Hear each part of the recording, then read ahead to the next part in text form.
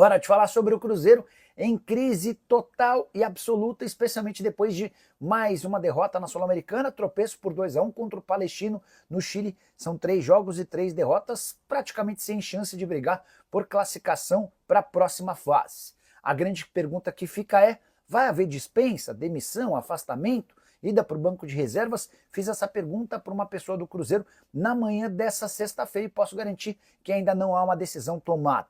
Ao longo da sexta, uma série de reuniões devem acontecer para debater sobre os temas.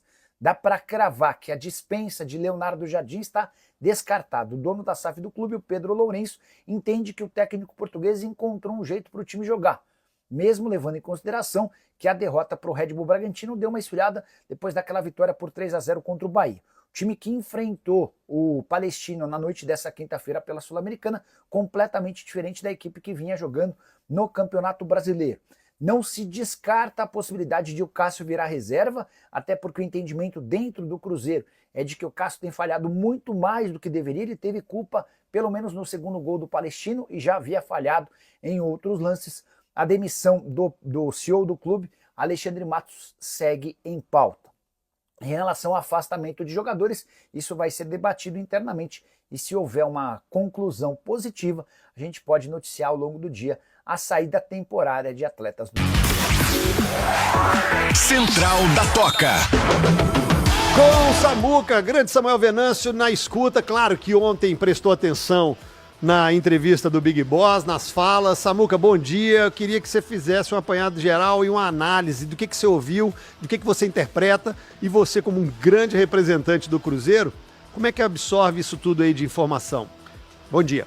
Ô Samuel, aí, bom dia também, viu? Só toma cuidado bom dia. E seja um pouco mais leve, porque aqui não tem Igor Tepe Assunção. Não, aqui tá? pode ficar tranquilo, viu, Samuel? Essa briga sua aí com o Igor é meio-dia, tá? Aqui de manhã a gente é da paz. Ah, beleza. Eu sou da paz, pô. Bom dia aí pra todo mundo, Brice, Rafa, Cabido, pessoal de casa.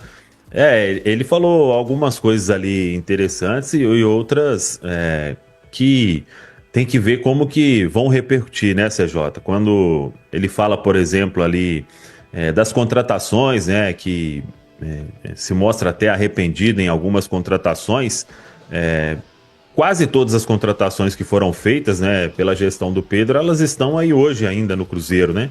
Um ou outro que acabou deixando o clube, então isso é um assunto importante para a gente debater, porque nem todo mundo vai entender de uma forma legal, né? Porque querendo ou não, é uma crítica pesada de quem é dono, de quem investiu e de quem paga. Ao mesmo tempo, ele está no direito, né? E eu vi no Pedro uma frustração grande, porque o Cruzeiro já investiu muita grana, né?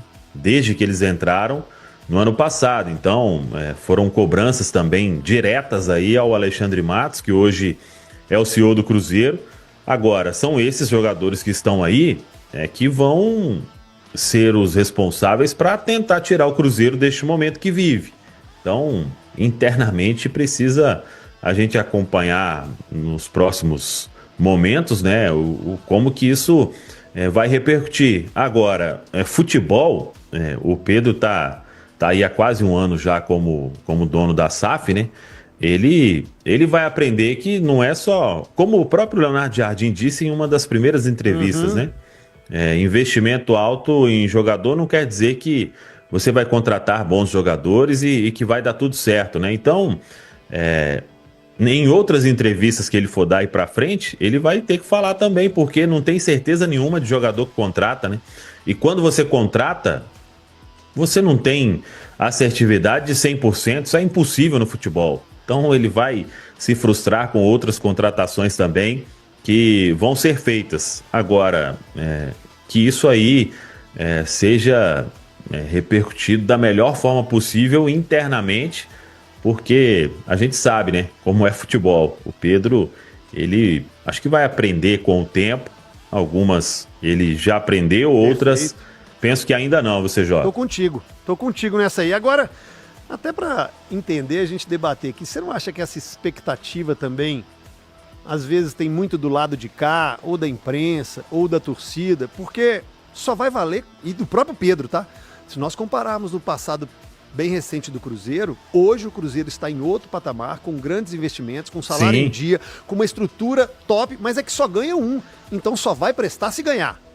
É esse o projeto? É esse o plano? Só presta se ganhar. Se tiver disputando, brigando, porra, tá faltando pouco ali para conquistar, não vale. É isso? Isso é. O futebol brasileiro é assim, né? O vice-campeonato ninguém valoriza. Eu penso que, assim como a maioria da torcida, né? O Pedro tá nessa porque o Cruzeiro ele precisa voltar a ganhar um título, que não ganha há muito tempo, né? Então, essa ansiedade de todo mundo, acho que passa também pro dono da SAF do Cruzeiro, né? Pro Pedro Lourenço. Ele já falou aí, até naquele Cruzeiro Cast lá da TV Cruzeiro, né? Sobre uma promessa de jogadores, de se ganhar um título importante. Agora, concordo contigo, não é assim. Se fosse fácil, muitos clubes aí já estariam prontos, né? O próprio Botafogo, que foi ganhar no ano passado, desde quando? 2022, né? 2 anos depois é que foi ter um grande resultado. Em 2023 tinha uma base e chegou a quase ser campeão brasileiro. Então, não é da noite para o dia, né? E o processo que o Cruzeiro tava, ele vai precisar aí de um tempo, de mais contratações, vai precisar ter paciência com o treinador, né? Porque se ficar mudando de 3 em 4 meses, 3 meses, a cada 3 meses um treinador, a cada 4 um treinador, aí já vou antecipar aqui, né? Não vai ter projeto de sucesso em hipótese alguma, né? Porque quem ganha título mudando aí às vezes é o Flamengo, que tem um elenco espetacular, né? Então, se deixar a turma lá jogando sozinha, vai ganhar título. Agora, o Cruzeiro precisa ter paciência com os seus processos e entender tudo, que não é da noite pro dia que vai funcionar, né? Não, Samuel, porque quando a gente ouve e vê a entrevista do Pedro lá com o pessoal do O Tempo, a impressão que eu tive é que o canhão estava apontado para o Alexandre Matos. Você tem alguma informação sobre permanência, saída, continuidade? Qual será o desenvolvimento do Alexandre Matos nos próximos meses? Ou quem é esse profissional que ele fala? Ou quem seria, né? Eu até comecei a entender num primeiro momento assim, mas depois ele fala que quer o Alexandre para ficar com o futebol, né? Isso. Com os jogadores. Aí teria que ser. Hoje ele é o CEO, né? Então ele cuida de tudo. Se ele ficar mais com os jogadores, aí é o diretor de futebol normal, que é o Pelaipe hoje, que faz esse serviço. Do jeito que ele compara ali, né? O D'Alessandro, Dracena. Isso aí seria o quê? Um outro gerente, né? Isso. O que o Tinga fez, né? Ou um diretor técnico, como o Dracena vinha. Essa eu não entendi muito, não. Não tenho informação sobre quem seria esse nome. Que o torcedor sempre pede, mas ele não está disposto a... E já falei isso com ele algumas vezes, que é o Tinga, né? Esse aí é um cara espetacular, do futebol aí. É difícil de encontrar um cara igual o Tinga, mas ele teve aquele papel, acho que ele se desgastou muito naquele Cruzeiro de 16, 17 ali, e ele não quer mais. Também não sei se o Cruzeiro o convidou novamente, mas vamos ver. Eu confesso que eu não entendi muito bem qual que é esse cargo aí que estaria para ser preenchido. E aí, o Pedro falou da Toca 1, né, que tem o Adilson hoje. Quero falar agora sobre o Cruzeiro. Pedrinho BH implodiu o elenco da Raposa. O objetivo dele, em uma entrevista ao jornal O Tempo, era criticar Alexandre Matos, que ele fez com maestria, mas os reflexos também atingiram atletas que estão bastante descontentes com o dono da SAF. Dá uma olhada no que o Pedrinho BH disse, abre aspas: erramos muito nas contratações. Não vou citar nomes porque é deselegante, mas trouxemos jogadores que não deveriam ter sido contratados. Nosso departamento errou bastante e o Alexandre Matos é o chefe. Nossa torcida tem razão de cobrar. O efeito dessa declaração, que foi concedida durante a segunda-feira, foi muito ruim. Eu vi de um empresário que tem jogadores no plural, são 2 no Cruzeiro, a seguinte frase, abre aspas: o Pedrinho implodiu um negócio que é dele mesmo. Todos os jogadores contratados estão desconfortáveis Isso desestabilizou todo mundo. Foram 18 contratações feitas pelo Pedrinho desde que ele virou dono da SAF do Cruzeiro. E a grande maioria desses 18 segue fazendo parte do elenco. Fico imaginando como é que está, por exemplo, a cabeça do Wallace, que foi contratado e ainda não vingou. Mesma situação do Cássio, do Eduardo, do Gabigol, do Dudu, entre outros jogadores.